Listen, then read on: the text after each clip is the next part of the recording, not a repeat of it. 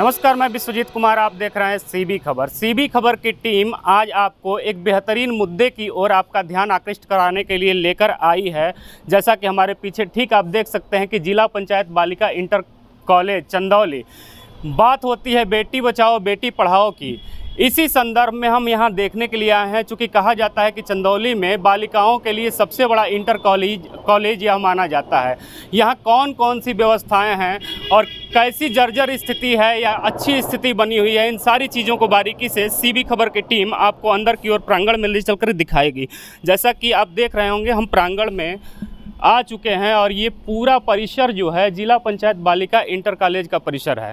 लगभग 995 से 1000 बच्चियां जो हैं यहाँ शिक्षा ग्रहण करने के लिए आती हैं। छात्राएं अपने उज्जवल भविष्य को बनाने के लिए आती हैं और लगातार वर्तमान सरकार हो या पिछली सरकार हो, सारी सरकारों ने बेटी बचाओ बेटी पढ़ाओ का नारा जो है बुलंद किया है। लेकिन इस नारे को बुलंद करने के साथ साथ कौन से काम इस परिसर में हुए हैं, इसको दिखाने के लिए सीबी खबर की टीम यहाँ उपस्थित है और बारीकी से दिखाएगी। जैसा कि आप देख रहे होंगे कि ये पूरा प्रांगण जो है ये जिला पंचायत बालिका इंटर कॉलेज का प्रांगण है।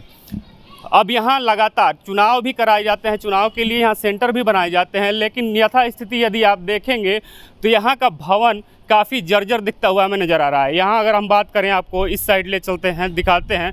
यहाँ एक बड़ा सा बोर्ड लगा हुआ है। इस बोर्ड पे क्या लिखा हुआ है पहले आपको मैं दिखा दूँ। 2006 में इस भवन का निर्माण कराया गया था, उस समय के तत्कालीन अमलावती यादव जी के द्वारा।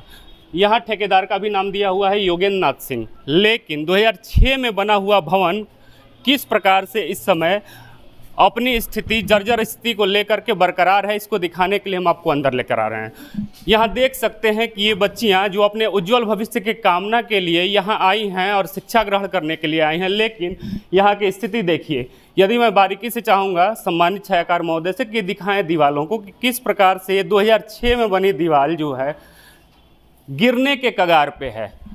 क्या इसका निर्माण कार्य हो रहा है कि नहीं हो रहा है? सीसीटीवी कैमरे तो ज़रूर लगा दिए गए हैं, लेकिन ये भवन जो है गिरने की कगार पे। कहीं ना कहीं सवाल बड़े बड़े अधिकारियों के ऊपर, बड़े बड़े नेताओं के ऊपर उठता है। और बात की जाए यदि, तो यहाँ के मंत्री महोदय भी हैं, जो उनसे भी सवाल ये उठता है, क्योंकि पूर्व में आप मानव संसाधन विकास राज्य मंत्री रहे थे और चंदौली जनपद में सबसे बड़ा बालिकाओं के लिए कॉलेज है, लेकिन यहाँ की स्थिति आप भयावह देख रहे होंगे। कुल मिला के मैं और भी स्थिति आपको दिखाऊं, ये इकलौता ऐसा कमरा नहीं है जो जर्जर दिख रहा है। दूसरी चीज़ों में मैं आपको बता दूं कि सबसे बड़ी बात यह है कि यहाँ केवल और केवल बालिकाओं का इतना बड़ा कॉलेज होने के बाद भी केवल आर्ट्स की कक्षाएं ही 12 तक चलती हैं। उसके अलावा ना कॉमर्स है ना साइंस है। साइंस की मान्यता के लिए लगातार यहाँ आवाज़ बुलंद की जाती है, लेकिन फिर भी कहीं ना कहीं फाइल जो है वो अधर में अटक जाता है। क्यों अटकता है? क्योंकि कभी कहा जाता है कि यहाँ साइंस की पढ़ाई के लिए कक्षाएं नहीं हैं, लेकिन इसकी क्या हकीकत है, लैब की व्यवस्था है कि नहीं है, इसे भी मैं आपको ऊपर ले चल कर दिखाता हूँ कि लैब है कि नहीं। जैसा कि मैंने आपको बताया कि लगातार इस कॉलेज के तरफ से साइंस की मान्यता प्राप्त करने की बात हो रही है और ज़रूरी भी है। ज़रूरी इसलिए है क्योंकि इसी चंदौली जनपद में एक मेडिकल कॉलेज बनाया जा रहा है। यदि यहाँ साइंस की व्यवस्थाएं होती तो आप सोच सकते हैं कि लगभग 1000 छात्राएं जो यहाँ पढ़ती हैं, उसमें से कुछ छात्राएं यहाँ से निकल करके अपने उज्जवल भविष्य को बनाने के लिए उस मेडिकल कॉलेज में भी दाखिला लेती। अब बात कर रहे थे साइंस की मान्यता के लिए, तो मैं आपको दिखा दूँ कि यहाँ 3 कक्ष बनाए गए हैं। साइंस की जो मूलभूत चीज़ें होती हैं, रसायन विज्ञान का यहाँ कक्ष दिख रहा है हमको, आगे जीव विज्ञान का, और पीछे आप देखेंगे तो भौतिक विज्ञान की कक्षाएं बना दी गई हैं। लैब बनाया गया है एक प्रकार से। लैब होने के बावजूद बात की जाती है कि यहाँ कमरे नहीं हैं, लैब की व्यवस्था नहीं है, इसी कारण से इसे मान्यता नहीं मिल पा रही है। लेकिन मैं आपको दिखा दूं कि ये लैब नवनिर्मित बनाया गया है, पूरी तरीके से नया निर्माण हुआ है लैब। साइंस की मान्यता को लेकर के आप जैसा कि मैं आपको दिखा रहा हूँ कि 3 भवन बने हुए हैं, भौतिक विज्ञान, रसायन विज्ञान और जीव विज्ञान। ये लैब बनाया गया है। इस लैब में सामग्री भी रख दी गई है, लेकिन मान्यता न मिल पाने के कारण से ये सामान जो है देखिए खरीद करके आया है और ऐसे ही एकदम सील पैक पड़ा हुआ है। ये आज तक खुला नहीं। क्यों नहीं खुला, इसके बारे में भी हम जानेंगे। यहाँ हमारे साथ सर उपस्थित हैं। सर, ये सामान जो है लैब में जी काम में लाने के लिए लाए गए थे, भौतिक विज्ञान, रसायन और जीव विज्ञान के लिए। जी। ये क्यों नहीं खुल पाया अभी? अब इसका ये जो सिस्टम जो बना है अभी तक नहीं बन पाया, इसलिए इसे पैक पड़ा है जी। क्योंकि मान्यता ना होना भी एक कड़ी है इसमें। जी जी जी। आप देख रहे होंगे कि क्या मजाकिया स्थिति जो है बच्चों के शिक्षा के साथ, बच्चों के उचित शिक्षा के साथ में कैसे खिलवाड़ करते हुए लोग नज़र आते हैं। और ये देख रहे हैं कि सामान आ गए हैं, भवन भी बना हुआ है, 3-3 लैब जो हैं डिजाइन कर दिए गए हैं, उसके बावजूद ये सामान जो है धूल से पटा पड़ा है। क्यों? क्योंकि यहाँ के ऊपर बैठे हुए जो बड़े बड़े नेताजी लोग हैं, बड़े बड़े अधिकारी हैं, उनके कान पे जू नहीं रेंगता। क्यों नहीं रेंगता? क्योंकि उनके बच्चे यहाँ पढ़ने के लिए नहीं आते हैं। यहाँ गरीब घरों के बच्चे आते हैं, निर्धन परिवार के बच्चे आते हैं, और उनके बच्चे तो बड़े बड़े स्कूलों में शिक्षा ग्रहण करते हैं। तो यहाँ की व्यवस्थाएं यदि सुदृढ़ करा देंगे और ये बालिकाएं जो हैं शिक्षित हो जाएंगी, तो जाहिर सी बात है कि उनका भ्रष्टाचार का पोल पट्टी खोलने के लिए यह बालिकाएं भी सक्षम हो जाएंगे किसी समय में। शायद यही कारण है कि आज तक इसको मान्यता भी नहीं दी जा रही है। आखिर साइंस की मान्यता क्यों नहीं दी जा रही है? क्योंकि बेटी बचाओ बेटी पढ़ाओ का नारा देने के अलावा यदि आप धरातल पे उतर के देखते हैं तो शायद कल्याण हो जाता। मैं बार बार जिक्र कर रहा हूँ कि मेडिकल कॉलेज बगल में बनने जा रहा है। यदि यहाँ साइंस की व्यवस्था होती तो यहाँ की भी बच्चियाँ आगे निकल करके मेडिकल के फील्ड में जाने के लिए, डॉक्टर बनने के लिए सक्षम हैं, यदि उनको व्यवस्थाएँ मुहैया कराई जाएँ तब। चूँकि मैं जर्जर भवन की भी बात कर रहा था, जर्जर भवन भी दिखा रहा था, इसी कड़ी में आगे और भी चीज़ें आपको दिखाऊंगा। ये तो रही साइंस के मान्यता के लिए। तो साइंस की मान्यता के लिए क्या ये पूरा प्रावधान जो किया गया है वो सक्षम है कि नहीं है, सही है कि नहीं है? अब बात करें इसी कड़ी में तो आप देख सकते हैं कि जो मैंने तकरीबन 1000 छात्राओं की बात की, उनके पीने के लिए पानी की व्यवस्था है बनाई गई है। 3 नल यहाँ दिख रहे हैं जो काफ़ी आप देख सकते हैं तो गंदगी के अंबार से भरे पड़े हैं, जिसमें से एक नल ही चलता हुआ आपको दिखाई दे रहा है। आप देख सकते हैं, जाहिर सी बात है कि ये भी भवन जो है गिरने के ही कगार पे है। जिला पंचायत बालिका इंटर कॉलेज के निरीक्षण के क्रम में सीबी खबर की टीम एक और भी भयावह स्थिति यहाँ की दिखाने आपको जा रही है। आप देख सकते हैं कि यहाँ विज्ञान कक्ष है। विज्ञान कक्ष है, चूँकि साइंस की मान्यता नहीं है तो विज्ञान कक्ष बना दीजिए या लैब बना दीजिए, उसका कोई मतलब नहीं बनता है। मैं बार बार रिपीट कर रहा हूँ कि यदि आप भवन निर्माण तो कर दिए हैं, लेकिन कौन इसके लिए दोषी है? ऊपर बैठे हुए अधिकारी दोषी हैं, ऊपर बैठे हुए मंत्री दोषी हैं, या यहाँ के जिला पंचायत अध्यक्ष दोषी हैं? सवाल तो सब पे खड़ा होता है क्योंकि साइंस की मान्यता न होना इस पूरे भवन निर्माण को, इस पूरे लैब को बनाने की व्यवस्था को झूठा साबित करता हुआ नजर आ रहा है। और भी भयावह स्थिति यदि आपको दिखाएं तो यहाँ किसी समय में कंप्यूटर का प्रशिक्षण देने के लिए यहाँ लैब बनाया गया था। कहा जाता है कि किसी एनजीओ ने यहाँ कंप्यूटर लगा के बालिकाओं को, यहाँ पढ़ रही छात्राओं को कंप्यूटर की शिक्षा देने के लिए एक पूरा लैब बनाया था, लेकिन किसी कारणों से नहीं, चूँकि शिक्षक रखने के लिए उनको मानदेय देने के लिए पैसे नहीं थे, जिस कारण से ये लैब आपके सामने है कि किस प्रकार की स्थिति में तब्दील हो चुका है। यदि मैं बात करूं तो ये मोटे धूल जो हैं आप देख सकते हैं कि किस प्रकार से ये मोटे धूल जमे हुए हैं इस कंप्यूटर के ऊपर। आधुनिक युग की बात होती है, आधुनिक शिक्षा नीति की बात होती है, आधुनिक शिक्षा नीति में सब कुछ डिजिटल किया जा रहा है, डिजिटल इंडिया बनाने की बात हो रही है। लेकिन जब चंदौली के सबसे बड़े बालिका इंटर कॉलेज की बात होती है तो ये देखिए डिजिटल इंडिया किस प्रकार से धूल फाकता हुआ नजर आ रहा है, किस प्रकार से नेता जो हैं, भ्रष्ट अधिकारी जो हैं, वो ये संज्ञान लेते हुए नजर नहीं आ रहे हैं। या तो अपनी आंखों पे पट्टी बांध के आते होंगे। मैं इसलिए कह रहा हूँ क्योंकि चुनाव के समय में कहीं ना कहीं चुनाव के लिए एक केंद्र भी विद्यालय बनाया जाता है, यहाँ वोटिंग कराई जाती है। उस दौरान तो बड़े बड़े अधिकारी भी आते होंगे और नेताजी लोग भी आते ही होंगे। क्या उनको ये सच्चाई दिखाई नहीं देती है? ये धूल दिखाई नहीं देता है? ये सड़ रहे डिजिटल इंडिया के कंप्यूटर दिखाई नहीं देते हैं? लोग लैपटॉप बांट रहे हैं, लोग टैबलेट बांट रहे हैं, स्मार्टफोन बांट रहे हैं, लेकिन जो सुविधाएं पहले से थी, संचालित थी, उनको फिर से दुरुस्त करा के संचालन कराने की क्षमता नहीं है। ऐसा तो यही कहा जा सकता है, क्योंकि सबसे बड़ा सवाल यह उभर करके सामने आता है। आप देख रहे हैं यहाँ की बारीकी से सच्चाई। हो सकता है कि सच्चाई देखने के बाद बड़े बड़े जो भ्रष्ट लोग होंगे, जो इसका पैसा खाए होंगे, वो मजबूरन जो होंगे वो बौखलाएंगे और कहीं ना कहीं सीबी खबर की टीम के ऊपर कुछ भी कराने की क्षमता रख सकते हैं। जैसा कि आप देख रहे होंगे कि लगातार सीबी खबर की टीम जो है ऐसे भ्रष्टाचार के मुद्दों को उठाती रहती है और इस पे कितना एक्शन होता है ये देखने वाली बात आगे होगी। मैं और भी चीज़ें आपको बारीकी से ले चल के दिखाऊंगा। एक एक भवन की यदि यहाँ बात करें तो भवन जर्जर पड़े हुए हैं, कभी भी कोई बड़ी दुर्घटना हो सकती है। आप बेटी बचाओ बेटी पढ़ाओ की बात कर रहे हैं, तो बेटी बचाओ की बात मैं पहले यदि करूँ तो यदि भवन गिर जाता है और कोई दुर्घटना बड़ी हो जाती है बेटियों के साथ में, तो कौन सा बेटी बचाओ? जब बेटी बचेगी ही नहीं तो बेटी पढ़ेगी कैसे? निरीक्षण के क्रम में सीबी खबर की टीम और भी चीज़ों को आपको दिखाएगी। जैसा कि लगातार यहाँ कहा जाता है कि काफ़ी छोटा क्षेत्र में यह विद्यालय होने के कारण इसको साइंस की मान्यता नहीं मिल रही है। मैं छोटे क्षेत्र की बात तो बाद में करूँगा, मैं आपको दिखा दूँ कि यहाँ जगह है कि नहीं है। जिस मान्यता की बात की जाती है, लगभग 1000 छात्राएं जो हैं यहाँ अपने उज्जवल भविष्य की कामना के लेकर के पढ़ने के लिए आती हैं और अपना भविष्य बनाती हुई नज़र आती हैं। लेकिन किस प्रकार का भविष्य निर्माण जो यहाँ के भ्रष्ट अधिकारी, भ्रष्ट नेता हैं, वो किस प्रकार का भविष्य निर्माण उनका करते हैं, और ये भविष्य जो है इस अंधेरे कमरे में कैद करके रख दिया गया है। क्या यह जगह नहीं है? यदि इसको दुरुस्त करा दिया जाए, इस जगह को, यदि मैं छायाकार महोदय से चाहूँगा कि उन बारीकी से दिखाएं, इस जगह को यदि दुरुस्त करा दिया जाता तो क्या यहाँ क्लास नहीं संचालित कराए जा सकते थे?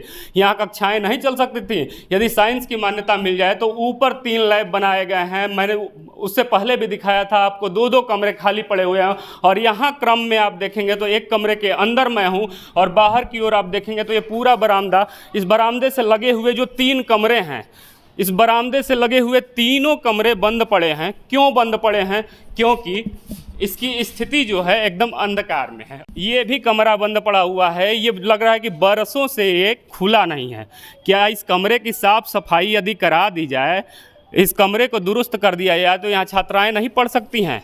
तो आप जगह के अभाव में कहते हैं कि साइंस की मान्यता इसको नहीं दी जा रही है क्योंकि काफ़ी छोटे क्षेत्र में है, जैसा कि जानकारी हमें प्राप्त हुआ है। क्या ये छोटा परिक्षेत्र है? यहाँ साइंस की मान्यता के लिए कक्षाएं नहीं हैं, आप शिक्षकों की नियुक्ति नहीं कर सकते हो। सबसे बड़ा सवाल यही उठता है और सवाल सबसे होगा, जो भी सत्ता शासन में बैठे हुए हैं, जो भी अधिकारी हैं, सबसे सवाल ये उठता है कि इसके लिए जिम्मेवार कौन है। इसी कड़ी में मैं आपको आगे की ओर अगर लेकर के चल के दिखाऊं तो चलते चलते आप देख सकते हैं कि इधर छात्राएं जो हैं पढ़ रही हैं। अब यहाँ देखिए कक्षाएं चल रही हैं। कक्षाओं में देखिए शिक्षक जो कि अभी नहीं है फिलहाल में, मैं इसलिए यहाँ आ रहा हूँ ताकि बच्चों को कोई डिस्टर्ब ना हो। आप देख सकते हैं कि दीवार पे किस प्रकार से दरार पड़ा हुआ है। ये दीवार जो है क्या निर्मित नहीं कराए जा सकते हैं? ये बच्चियां भय की स्थिति में कैसे शिक्षा ग्रहण करेंगी? बेटा कौन से क्लास में हो? 8। आपकी कक्षाएं यहीं चलती हैं? यस। ये स्थिति कब से बनी हुई है? इसका निर्माण कभी होता है कि नहीं? नहीं होता है। नहीं होता है। आप घरों से निकल के आती हैं, माता पिता आपको भेज देते हैं, अगर कोई दुर्घटना हो जाती है तो जिम्मेवारी किसकी होगी बेटा? सर स्कूल की। स्कूल की। देख लीजिए बच्चियां सीधे तौर पे कह रही हैं कि जिम्मेवारी स्कूल की होगी। इसी कड़ी में हम बात करेंगे यहाँ के प्रधानाचार्य से। प्रधानाचार्य क्या कहते हैं इस पे? मैं सीधे तौर पे आपको लेकर के चलता हूँ और यहाँ के प्राचार्य जी से बात करूँगा और बात करके जानूंगा कि ये जो स्थिति हमने आपको बारीकी से दिखाई, चाहे भवन निर्माण की हो, भवन के जर्जर होने की हो, या यहाँ जो साइंस की मान्यता की बात लगातार उठती है, वो मान्यता कब तक मिलेगी या क्यों पेच फंसा हुआ है? क्योंकि जैसा कि हमने आपको दिखाया कि लैब यहाँ बना दिए गए हैं, कक्षाएं भी हैं, यदि मान्यता मिल जाती है तो आसानी से यहाँ कक्षाएं संचालित कराई जा सकती हैं, लेकिन क्यों फंसा हुआ है इस पर हम चर्चा करेंगे। मैम अपना नाम बता दें। सुश्री रीता रानी। जैसा कि अभी हम निरीक्षण कर रहे थे तो एक बच्ची का आरोप था, जब बच्ची से हमने बड़े मासूमियत से प्रश्न किया तो मासूमियत से बच्ची ने जवाब भी दिया। मैंने कहा कि ऐसे जर्जर भवन में पढ़ती हो, यदि कोई दुर्घटना हो जाती है तो दोषी कौन? तो सीधे आरोप लगाई, उसने कहा विद्यालय दोषी होगा यहाँ का। आपको क्या लगता है? सर हमने तो अवगत प्रबंधक सर को, सभी जो भी अधिकारी आते हैं उनको अवगत कराती रहती हूँ, और जो भी अपने प्रबंधक सर को मैंने कहा, अवगत कराया, लिखित भी दिया, तो उन्होंने आश्वासन दिया कि हम ये काम करवा देंगे। अभी तक हमको आश्वासन ही मिल रहा है कि हम बनवा देंगे, ये कर देंगे, वो कर देंगे सर, लेकिन सामने अभी तक कुछ आया नहीं है जो आप देख रहे हैं। मैं आपसे जानना चाहूँगा कि इतनी जर्जर भवन की स्थिति बनी हुई है, आखिरी भवन निर्माण कब हुआ था यहाँ? ये आखिरी भवन निर्माण तो आपका ज़्यादा दिन नहीं है, आपने देखा ही है ये ऊपर वाला विज्ञान वाला, और दूसरा आपने देखा मिड डे मील वाला। तो 52 में आपका ये हुआ है जब छत्रपति जी बैठे हैं, तब ये बना हुआ 2 भवन, एक मिड डे मील, एक ऊपर वाला भवन बना बस। उसके बाद से ये आपका जो सामने देख रहे हैं, ये ज़मीन पानी भर जाता था, कीचड़ हो जाता था, बच्चे गिरते थे, टीचरें गिर जाती थी, तो ये बनवान जब उनके पास मैं गई तब ये बना। आश्वासन दिए हुए हैं कि मैं बनवा दूंगा, लेकिन अब फिलहाल की स्थिति आप देख ही रहे हैं। तो जिला पंचायत का कितना सहयोग मिलता है? एक हमारा विकास मद होता है सर, तो उस विकास मद से जब मैं कहती हूँ उनसे, उनको अवगत कराती हूँ, तो एक विकास फंड है तो वो अपना करवाते हैं, अपने इंजीनियर को लगा देते हैं या किसी को लगा करके जो थोड़ा मोड़ा काम होता है वो करवा देते हैं। मैम लगभग 1000 बच्चियाँ यहाँ पढ़ रही हैं जैसे कि जानकारी है, और केवल यहाँ आर्ट्स की ही कक्षाएं चलती हैं, उसके अलावा कॉमर्स साइंस नहीं है? आर्ट्स के बाद भी 2 सब्जेक्ट और नहीं यहाँ चलते हैं। कौन कौन से मैम? समाजशास्त्र नहीं चलता है आपका, और दूसरा आपका संस्कृत नहीं चलता है। सोशल साइंस और होम साइंस की भी मान्यता नहीं है। मैंने जबकि स्पष्ट किया कि केवल यहाँ आर्ट्स की कक्षाएं चलती हैं, लेकिन आर्ट्स में भी 2 सब्जेक्ट छूटे हुए हैं। अब बात हो रही है कॉमर्स या साइंस की। मैं बार बार सवाल ये खड़ा कर रहा हूँ कि मेडिकल कॉलेज तो आप बना रहे हैं, लेकिन सबसे बड़ा बालिका विद्यालय होने के कारण यहाँ से जो बच्चियाँ आगे निकल के जाएंगी, क्या उनका सपना नहीं होगा डॉक्टर बनना, मेडिकल के क्षेत्र में जाना? तो जब यहाँ साइंस की व्यवस्थाएँ ही नहीं होंगी तो कैसे जाएंगी? मैम साइंस यहाँ लाने की मांग की जा रही है कि साइंस यहाँ मिल जाता। इसकी मैं भी बहुत पैरवी कर रही हूँ और कोशिश में भी लगी हूँ। यहाँ तक जिला महोदय के तक पहुँचा है, डीआई सर के पास भी मैंने यहाँ से लेटर दिया है, यहाँ का पूरी स्थिति, यहाँ फ़ोटो मैंने भेजा है, ऐसा नहीं है। और उन्होंने भी, हमारे प्रबंधक ने भी आश्वासन दिए हुए हैं कि जो भी कमियाँ रहेंगी उसको हम पूरा कर देंगे। तो अब आश्वासन पे हम चल रहे हैं सर, हम क्या बोल सकते हैं। आवेदन लगातार किए जा रहे होंगे, पेच कहाँ फंस जाता है, क्यों मान्यता रुक जाती है बार बार? देखिए कुछ ना कुछ तो कमी है सर, उसके लिए तो हम नहीं बता सकते हैं क्यों कमी है, क्या कमी है। हम अपने ऊंचे अधिकारियों को, प्रबंधक को, नेताओं को, हर लोगों को बताते हैं। अब वो करें ना करें तो वो तो उनकी जिम्मेदारी है सर। हमसे जो बन पड़ता है, जो हमारे संभवतः जो हम कर सकते हैं वो मैं करती हूँ बच्चों के लिए बस। अच्छा मैम, ये भी जानकारी मिली थी कि पूर्व विधायिका जो थी वो यहाँ से पढ़ी हुई हैं, क्या आपने उनसे कुछ कभी डिमांड नहीं किया? मैंने डिमांड किया था उनके लिए। साधना सिंह जब यहाँ विधायिका बनी थी तब मैंने कहा कि हमारे विद्यालय के लिए कुछ कर दीजिए, हमारे बच्चों के लिए। तो उन्होंने कहा कि मैडम देखेंगे, तो उस अभी तक वो देख ही रही हैं। और प्रबंधक सर ने तो कहा, आश्वासन दिया है, जो कुछ किए हैं, थोड़ा बहुत भी किए हैं, तो ये आपके सामने है। और विधायक और बहुत सारे हमारे बच्चे यहाँ के टीचर बन कर के, अच्छे अच्छे बच्चियाँ हैं जो मुगल सराय में पढ़ा रही हैं, आज टीचर हैं। कोई दरोगा में है, कोई यहाँ से जब साइंस साइड नहीं है तो वो बच्चे महिंद्रा में हमारे चले जाते हैं, या उन्हीं के स्कूल में, उनका भी स्कूल है, नेताओं का भी स्कूल है, तो वहाँ बच्चे चले जाते हैं साइंस वाले। ये भी बात है। हम बताएं तो क्या कहें, अपनी स्थिति नहीं बता सकते सर। हम सबसे रिक्वेस्ट कर चुके हैं, निवेदन करते रहते हैं कि हमारा विद्यालय नंबर 1 का हो जाए, कि हमारे बच्चों को कोई कष्ट ना हो। और ये हम पानी भर ही जाता है, बरसात होती है तो सारा कागज़ पत्तर हमारा एकदम पानी पानी हो जाता है। अच्छा, यहाँ शिक्षकों की व्यवस्था कैसी है? मतलब शिक्षक कितने हैं बच्चों के हिसाब से? नहीं, बच्चों के हिसाब से तो फिर भी टीचर कम है। टीचर कम है, 14 ही टीचर हैं, जिसमें से 2 टीचर हम बाहरी टीचर रखे हुए हैं। 2 टीचर संविदा पे हैं। संविदा पे 2 टीचर रखे गए हैं, चपरासी रखे गए हैं, चपरासी की भी कमी है। स्वीपर नहीं है यहाँ पर, स्वीपर को रखा गया मानदेय पर। जब मैंने कंप्यूटर लैब बना हुआ था वो एकदम जर्जर स्थिति में दिखा हम लोगों को। भी स्थिति वो वैसे, वो जो कि ज़्यादा दिन नहीं हुआ है, अधिक से अधिक हमारे ख्याल से वो 15-16 साल हुआ होगा वो बने हुए। आप देख रहे होंगे कि किस प्रकार से मैम भी मजबूर हैं, क्या कर सकती हैं जब ऊपर के लोग ही नहीं सुनेंगे, उच्चाधिकारी जो सुनेंगे नहीं, यहाँ के लिए कुछ पैसा जो है अलग से अलॉट नहीं करेंगे, यहाँ के निर्माण कार्य के बारे में सोचेंगे नहीं, कक्षाएं कैसे संचालित होनी चाहिए। जैसा कि अगर साइंस की बात करें तो मैंने पहले ही स्पष्ट किया कि यहाँ व्यवस्थाएं हैं, यदि सुचारू रूप से आप उसे सही ढंग से संचालित कराते हैं, सुदृढ़ करा देते हैं, तो साइंस फैकल्टी यहाँ खोला जा सकता है। ऐसे ही जनहित के मुद्दों को लगातार सीबी खबर उठाती रहेगी। तब तक के लिए जय हिंद, जय भारत।